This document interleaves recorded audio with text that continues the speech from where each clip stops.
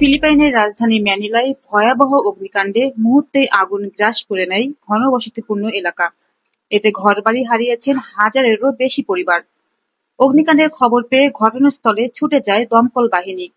কয়েক ঘন্টার চেষ্টায় আগুন নিয়ন্ত্রণে আনা হলেও পুড়ে ছাই হয়ে গেছে শত শত ঘরবাড়ি। বাস্তুচ্যুত পরিবারগুলো এখন আশ্রয় কেন্দ্রে অবস্থান করছেন।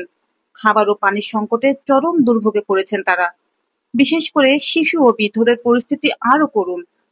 ক্ষতিগ্রস্তদের পাশে দাঁড়িয়েছে সরকার। জরুরি খাদ্য, পানি ও ত্রাণ সামগ্রী পৌঁছে দেওয়া হচ্ছে। দ্রুত পুনর্বাসনেরও আশ্বাস দেওয়া হয়েছে।